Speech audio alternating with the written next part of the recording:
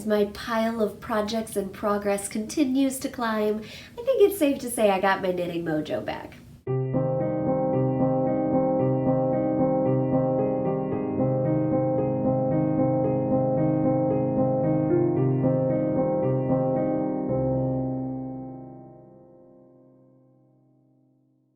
Hey there, Fiber Junkies! Welcome back to the Color Cauldron. I'm Johanna, the owner and dyer behind Potion Yarns and host of this podcast. Thank you so much for joining me today. We are going to do a super chill, easy episode today. Nothing crazy. Today we're actually just going to be talking about what I've been working on and what I have finished, because I have one finished object and one almost finished object, basically all but finished. So we're going to talk about those first, and then I'll show you the new things that I have been casting on. First off, I'm just really excited to show off my fabulous new earrings. If you can't tell, they are little mermaids, and I really loved the style, and even though they're huge, I just thought they were super fun. So I'm wearing my fabulous mermaid earrings that are brand new. So the first thing that I have finished is a shawl that I talked about on the podcast already a while back, and it is called the Typhoon Shawl. It is by Sword of a Knitter. His name is Josh. I forget his last name in the moment, but he does these really fabulous, I talked about him before on the podcast because I love his really bold geometric style. He tends to do these really bold designs that use big swaths of color and short rows and really cool color placements. But his designs always look harder than they actually are, at least in my experience. The ones that I have done, that is how I feel about them. And I haven't done a ton of his yet, so I'm hoping to do some more. But I really loved this pattern. This is Typhoon, and it uses just two colors. So you use one solid or semi-solid color, which I used here a dark purple called Eggplant from Knit Picks, just their Stroll sock yarn. And then you use one self-striping skein, which are all of my other colors are part of the self-striping skein, and I just used a skein of sock yarn from an indie dyer named Mud Punch. I loved the colors in it, but I honestly didn't love the quality of the yarn. It's not like super cheap or terrible, but I felt like compared to a lot of the other indie dyed yarn that I've used, I wasn't overly thrilled with it. It was just sort of basic, and it didn't feel quite as nice a quality as some of the other indie dyed yarn that I have used before. But I did really love her colors. It was very evenly dyed, which is important in self-striping. So I love how the shawl came out. I love the color blend. The mix of colors was really fun, and it was really fun working on it because it was pretty simple. Once you got the first section figured out, like how the construction was going to go, it was pretty easy to keep up with after that, and I loved watching the colors develop in the self-striping yarn as I was going. And it's a decent size. It's a nice little crescent shawl, so it's really easy to throw on and wear kind of like a scarf or something. It's not one of those extra big, I love knitting huge big shawls, but I'm not going to lie, some of the really big, huge shawls that I've been knitting lately, like my What the Fade and some of the Stephen West shawls I've been doing, are fabulous, but they are so huge that they make it a little bit tricky to actually wear. And so they're more fun to knit than to wear. And I loved the size and shape of this one because I feel like it'll be really easy for me to wear. So that is my one finished, totally finished object. And then I have a basically finished object. And the last time I talked about this on the podcast, I was just starting it, so you might be surprised that I'm already finished with my Smocket shawl. I loved this pattern. So easy and lovely. And this is a Stephen West pattern. It is a little bit smaller than the last couple Stephen West shawls that I made, but it's still good size. It's very generous. But I love the shape of it. It's like a really gentle crescent, so it's really easy to wear as like an old school actual shawl, where you just wrap it around your shoulders, but you can also bunch it up and wear it, around your neck like a more modern style scarfy kind of shawl. So I love that. Ooh, getting fuzz on me. So I used three colors in this shawl, which is what the pattern calls for. The first one that you can see right here in this green and brown and gray and blue is from Yarn Inc., which is an indie dyer, and it is called Grunge. And it was a colorway that I actually bought off of a de-stash from someone else, but it was my first time knitting with any Yarn Inc. yarns, and it's a merino cashmere and nylon sock yarn. So it was really, really cushy and bouncy. I really enjoyed working with this yarn. And then I faded that, as per the pattern, into 2 different shades of Honey Girl Farms yarn. My friend Shauna dyes beautiful yarn. She's out in like rural Missouri, so not too far from Kansas City. So I actually get to see her every so often when she comes into town. But I had never knit with any of her yarns before, but I'd been following her for like a couple years online and just loved her stuff. And I am so happy that I finally found a great project for these 2 skeins that I purchased from her last year at one of her trunk shows, because I think they look fabulous in the fade with this other color. They look like they were designed to go together, in my opinion, but they actually were from 2 different dyers. And the 2 yarns I got from her were from different collections, even though they look perfect together. So this middle color here that has more of the purple and browns in it is from her Outlander collection, and it's called Lallybrock. Show you that a little closer. And then this color that has a lot more of the berries and maroons and pinks is from her Doctor Who collection, and it's called The Seventh Doctor. And I absolutely loved these 2 colors together. And it's just her superwash merino and nylon sock yarn, but her sock yarn is real bouncy and squishy. So honestly, when I was knitting with it, I was worried that going from merino cashmere and nylon to just merino and nylon was going to be like, oh man, it was super, super luxurious, and then it was kind of like, okay. It actually wasn't that way at all, and when the whole time I was knitting with her yarns, I was like, wow, this feels a lot softer than a traditional superwash merino and nylon yarn. I'm really impressed with the quality of her yarns, and I love her. Both of these skeins are heavily speckled yarns. She does a lot of really, really heavy speckles, which I'm not super great at, and I really, really love how she placed her colors, and she still got little tiny pinpricks of color, but it was very, very heavy, and so there were like a lot of different colors. So as you were looking down this strand of yarn, you could see like all these different colors in it. It was really, really cool. So I highly recommend this shawl pattern. I really do love it. It was relatively easy. I did run out of color C, which is this kind of maroonish color on the border that you pick up at the end. I ran out a couple rows before I was supposed to, but I didn't think it was that big of a deal. I just started with the other 2 colors that I had plenty of, and honestly, I don't think you can even tell. I did go with a more subtle blend of colors for my shawl. I talked about this on the podcast about a month ago when I was first casting this on. I talked about how choosing my colors, I was really intrigued by Kristen from Woolen Vine Yarns. She knit this pattern, and she used all kind of like grays and maroons and burgundies and kind of dark, gothy, smoky colors. And I really liked the darker, more subtle blend of color that she got compared to like Stephen West, the designer, his prototypes that he had for the pattern, or his samples, had a couple different colors, but they were all fairly bright. They were either bright and light or bright and bright, just like very, very intense, a lot of neons, brighter, more bold colors. And while I liked the look of that, and I typically like Stephen West patterns because I usually go for the brighter, bolder stuff, and usually that's more my favorite kind of stuff, especially in shawls. I really like to do bright pops of color, and then I can put them with more subdued outfits.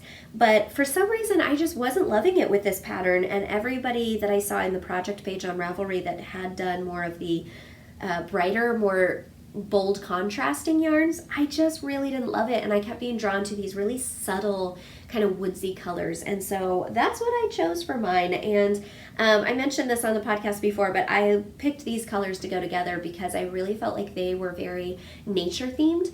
The whole time I was knitting this, I felt like I was knitting a field of wildflowers. It was so just lots of greens and browns and grays, but like with pops of like purples and pinks and just really, really pretty colors. And the pattern itself was pretty easy once you got the hang of it.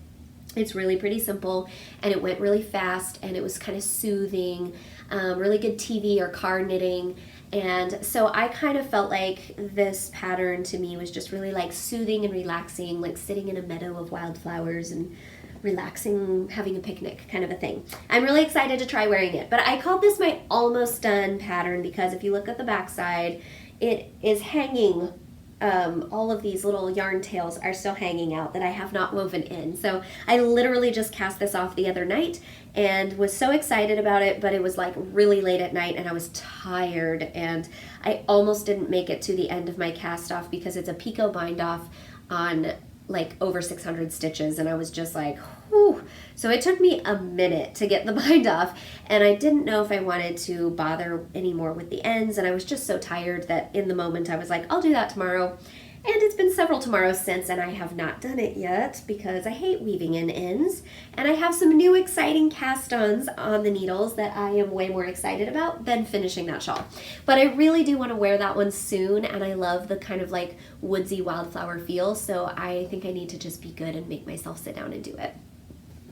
So let's take a look at the two things that I have on the needles right now.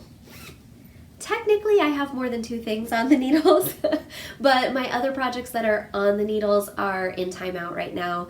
They're things I haven't worked on for several weeks and or months, and in one case, a couple years.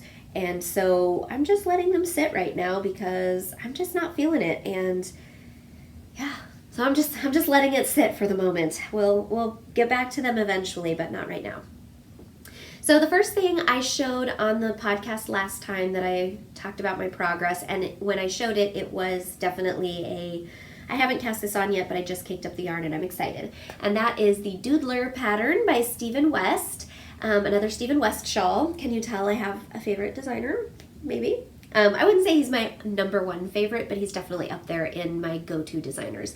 If I don't know what else I want to knit and I don't have any clear ideas and I'm just wanting to like browse through Ravelry and like cast something on right away, but I don't know what I want to do, I will almost always go to Stephen West's page and look around for something I haven't knit yet or something that I have but I feel inspired to do again because I really, really love his style and his patterns, and he uses so many of his patterns use partial skeins, which is great for using up leftovers, or they use single skeins and you just do like 5 or 6 colors. And so they're really great for using up stash yarn or using up one skein wonders or fabulous colors that you just had to have but you had no project or plan for and you only bought one of, or one-off colorways, oopsies, etc. So I really, really love his patterns. And so this one has actually been one of my favorites of his designs for several years now, and I loved it so much I didn't want to cast on until I had the exact right colors to really do it justice. So I've been waiting for a really long time to cast this project on, and I'm so excited now because it's very small, but I did start my Doodler shawl.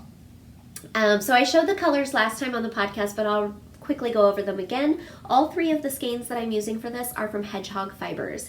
This is my first time knitting with Hedgehog Yarns. I had been wanting to get some of her colors for a really long time, but when I first discovered her was before I started dyeing yarn, and I was on a really, really tight yarn budget, and I didn't have a lot of money for it, and at that time none of the shops in my area carried it, so I couldn't like go and pick it up and see it and feel it in person. I could just order it online. And I was definitely in a financial place where that wasn't a rare treat to order yarn online and get to spend that much money on a single skein. When I started dyeing yarn, I started getting a little more into indie dyed yarns.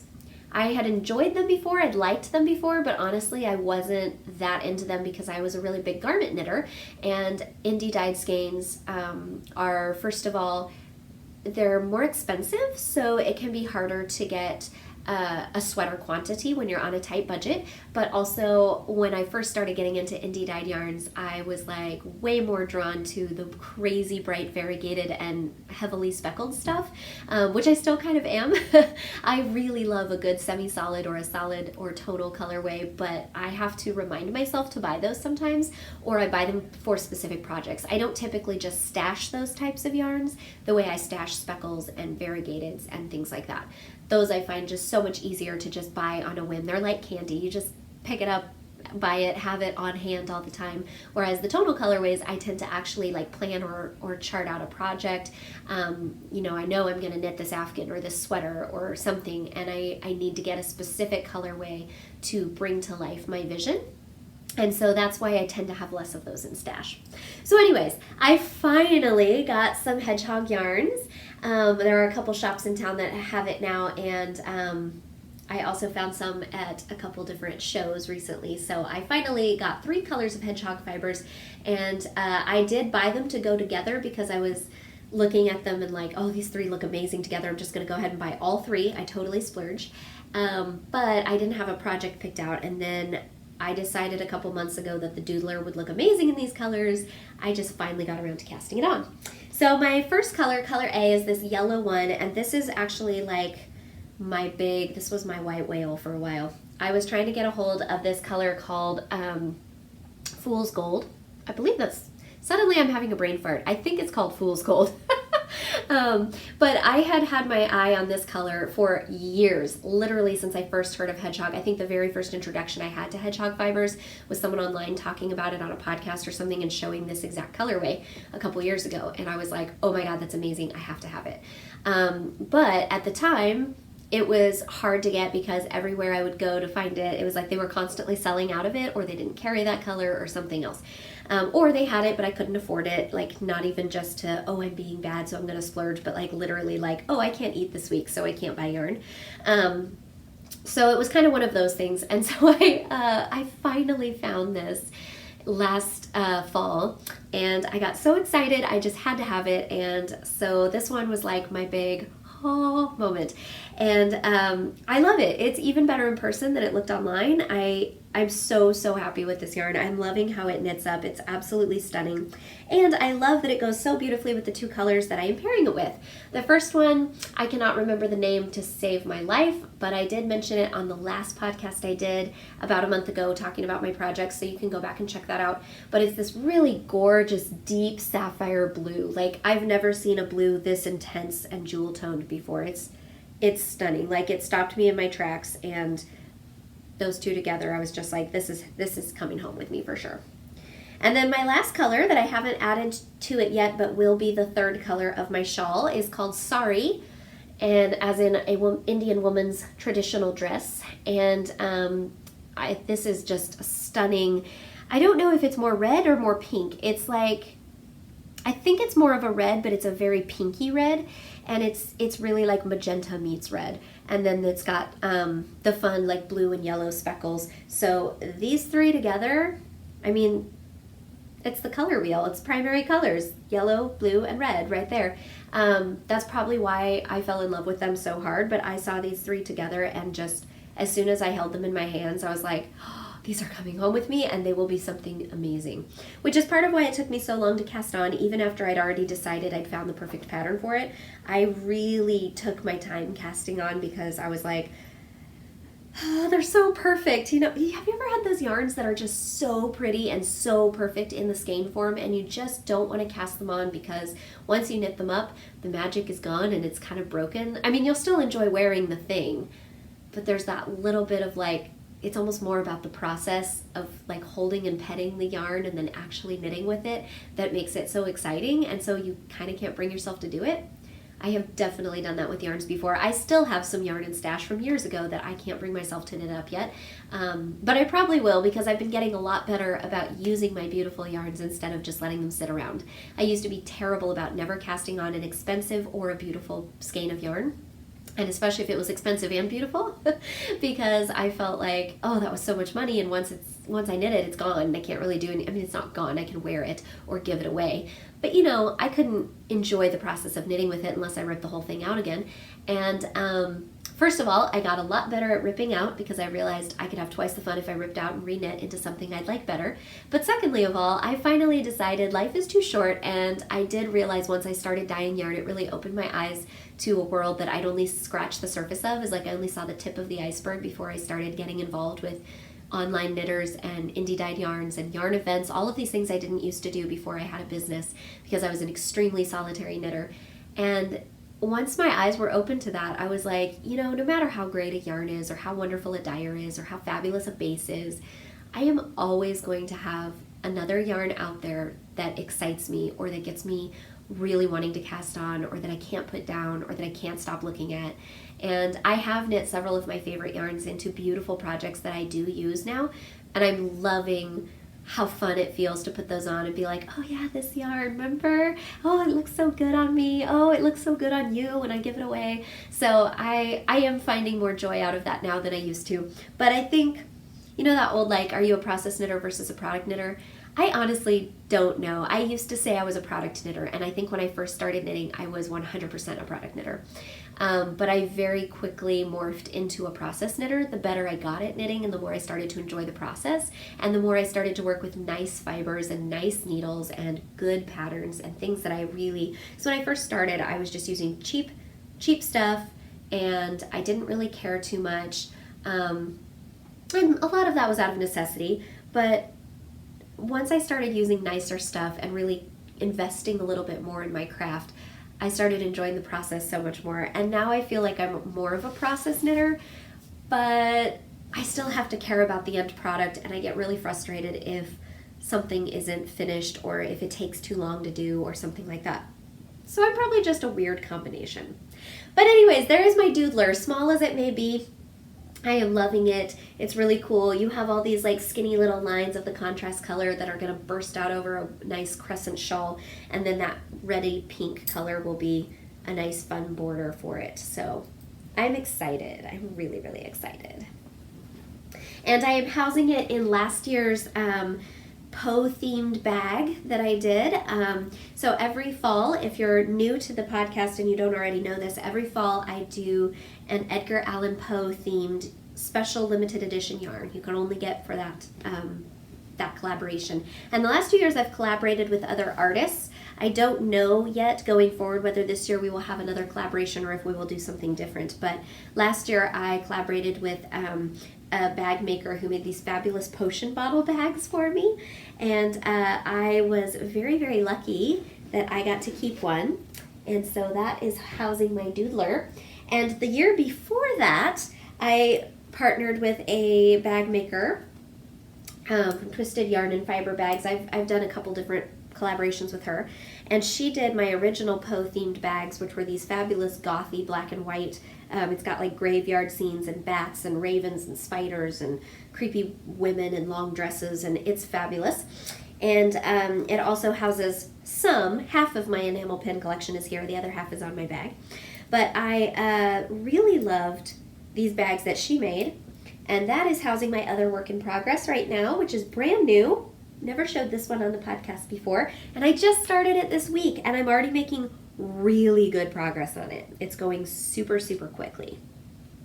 I am in the middle of a round, so pardon the yarn and needles going everywhere, but I just cast on the Vienna sweater, which it doesn't look like much right now, but it's a top-down pullover, and it uses 2-color brioche and garter stitch on the top part on the yoke, and then the body and sleeves are in 1-color brioche stitch, which I'm actually still trying to decide right now if I want to do brioche down the entire thing. I'm thinking about keeping the brioche at the top and then transitioning into stockinette for the lower body and lower sleeves, but I haven't decided yet if that's going to happen.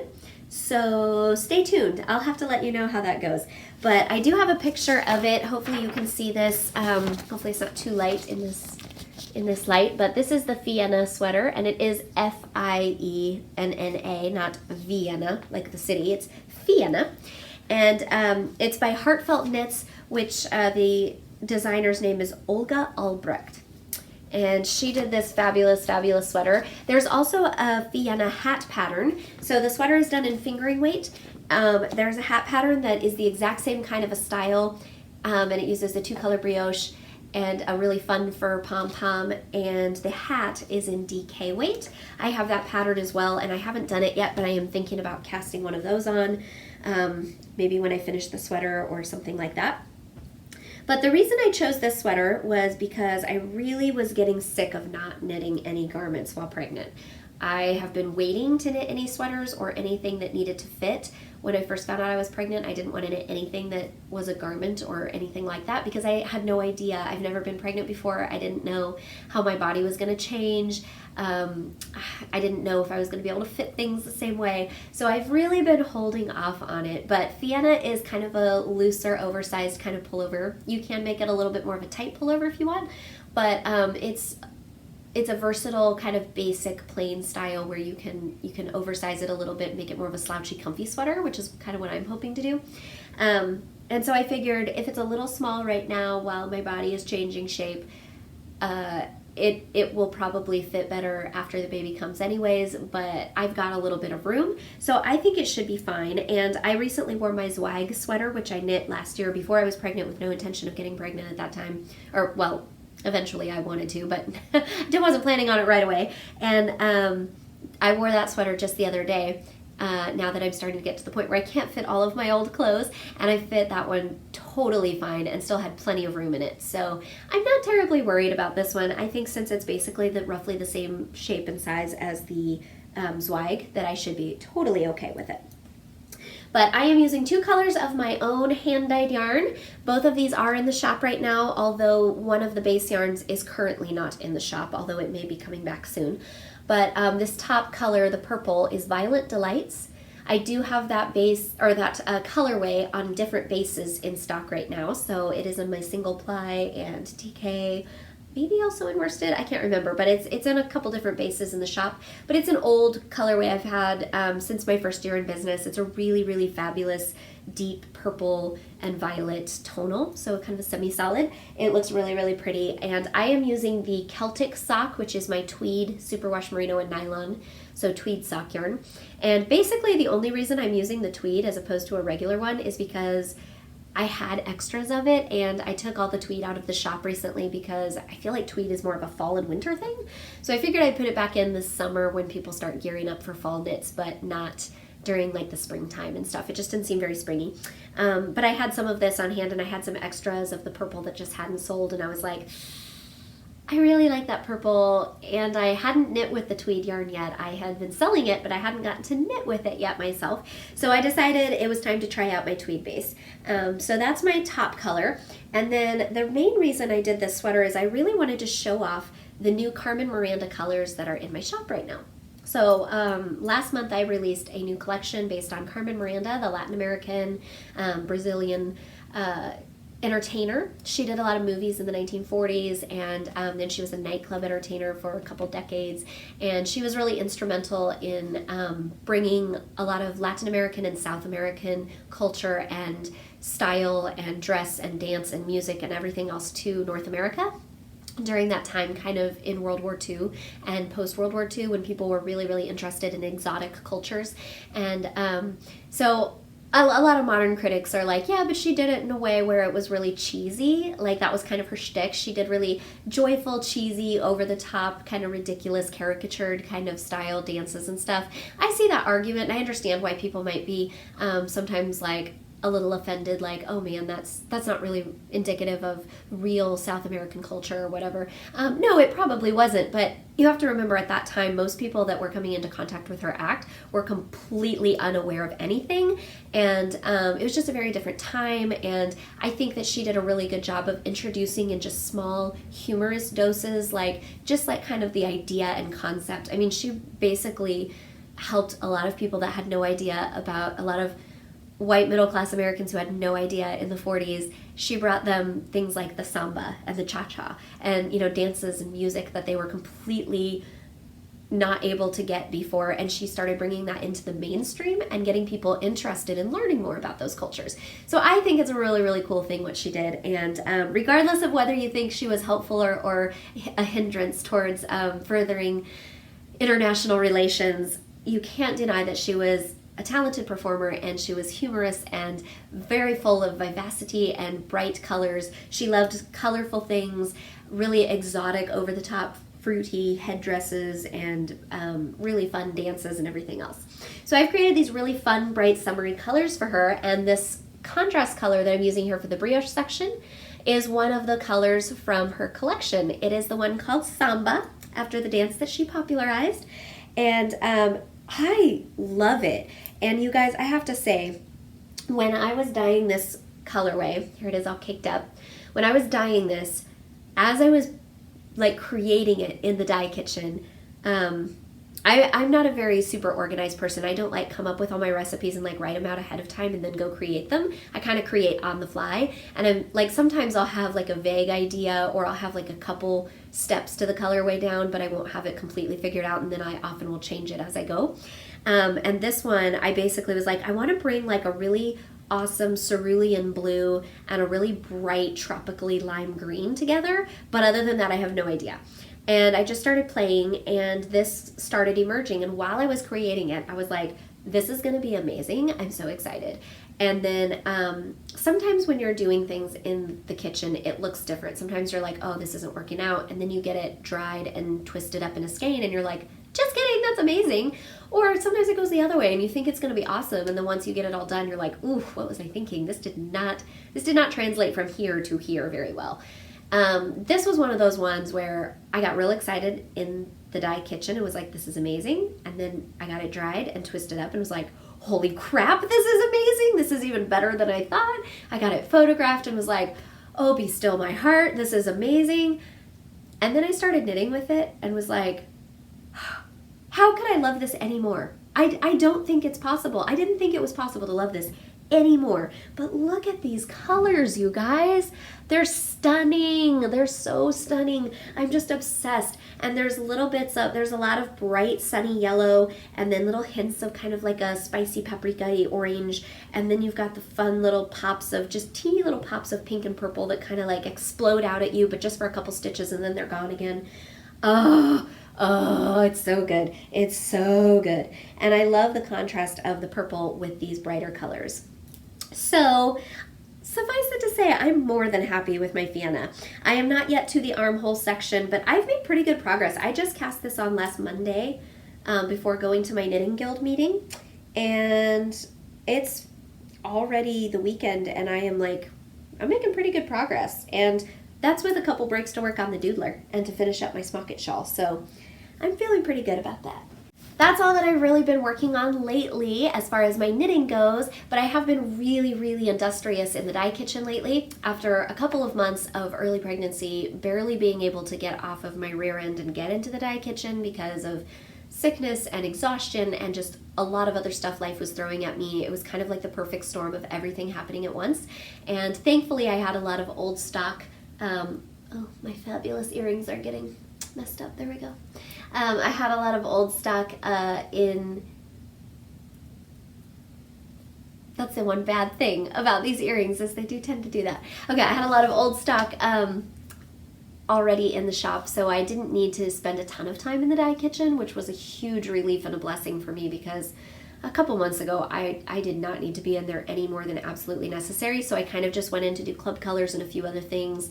I did start working on the Carmen Miranda collection kind of early, and then put it on hold and then got back to it, and that went really well. But I have been struggling to get myself excited about being in the dye kitchen, and I've had to do shorter dye days and things like that because of obviously being exhausted and pregnant and huge. And so yeah, I haven't been doing a ton, but lately I've been really getting back in the swing of things and been doing a lot of new colors. I'm gearing up for 3 back-to-back shows in June. I know I'm crazy. I said I would never do that to myself again after November, because I did 3 back-to-back shows in November too, and it was insane. 2 of them were out of town and 1 was in town, and I was like, okay, I don't regret it. That was awesome. It was amazing. I had so much fun. I made so much money. It was a blast, but holy crap, I almost died. So we're not doing that again. And I said I wasn't doing it again, and then here I go. I have 2 out of town and 1 in town again in June. So I guess I don't learn my lesson, but my excuse is in a couple more months I won't be able to travel anymore for several months at least, while I am having the baby and then trying to adjust to life with a newborn. So while all of that is coming to shape my future, and I don't know when I'm going to be able to travel after the baby yet, I'm kind of trying to keep that on hold. So because of that and having to change my schedule and pare a lot of stuff down, I think I'm feeling the crunch and the urge to like get my traveling in now. And so I'm like, yes, I can do another show. Absolutely, I will add you to the schedule. And then it's like, oh, what was I thinking? So hopefully I don't crash and burn in June. Stay tuned. June might be a rough month for podcasts, just a heads up. I'm going to do my best to batch up some videos ahead of time so that I can still release one every week. But it will depend on my schedule, how I'm feeling, and also what technology I have available to me as I'm traveling around. That's another thing that's been driving me crazy is I'm going to have to upgrade technology soon because I've been having a lot of glitches and issues with technical difficulties the last couple weeks. So yeah, add that to the growing list of reasons why it's difficult to get the podcast out every week. So we'll see how that goes in June, but hopefully this video will find you in good health and good spirits, whether it's spring and summer for you or whether you're in the southern hemisphere and going fall to winter. Either way, it's a good time for knitting. It's a good time for excitement and energy and just a lot going on. So I hope you are having a good weekend as well. But it is now time to cast off. Love you.